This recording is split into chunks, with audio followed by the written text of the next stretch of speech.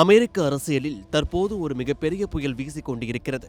அமெரிக்காவின் தலைமை வழக்கறிஞராகவும் நாட்டின் உயர்மட்ட சட்ட அமலாக்க அதிகாரியாகவும் பதிவு வகித்து வந்த பம் போண்டியை அதிபர் டொனால்ட் ட்ரம்ப் அதிரடியாக பதவியில் இருந்து நீக்கியுள்ளார். அவருக்கு பதிலாக தற்போதைய துணை தலைமை வழக்கறிஞரும் ட்ரம்பின் முன்னாள் பாதுகாப்பு வழக்கறிஞருமான டட் பிளான்ச் என்பவரை தற்காலிகமாக பொறுப்பேற்கும்படி உத்தரவிட்டுள்ளார். இந்த திடீர் நடவடிக்கை அமெரிக்க நீதித்துறையில் பெரும் அதிர்வலியை ஏற்படுத்தியுள்ளது.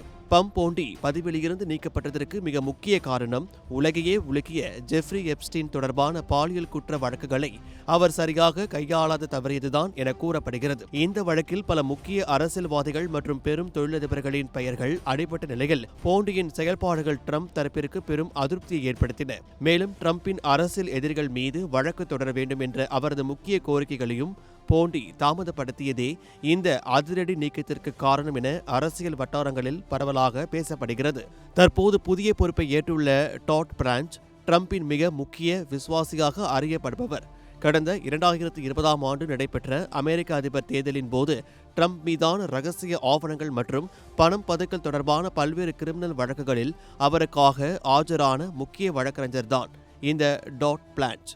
எப்ஸ்டீன் வழக்கில் தொடர்புடைய முக்கிய குற்றவாளியான கிஸ்லயன் மேக்வெல் என்பவரை சிறையில் சந்தித்து ட்ரம்பிற்கு எதிரான எந்த தகவல்களும் வெளியாகாமல் காப்பாற்றியதிலும் இவருக்கு முக்கிய பங்கு உண்டு. ட்ரம்ப் தனக்கு விசுவாசமான ஒருவரை இவ்வளவு பெரிய பதவியில் அமர்ந்திருப்பது நீதித்துறையை முழுமையாக தனது கட்டுப்பாட்டிற்கு கொண்டுவரும் ஒரு மாபெரும் அரசியல் தந்திரமாகவே பார்க்கப்படுகிறது.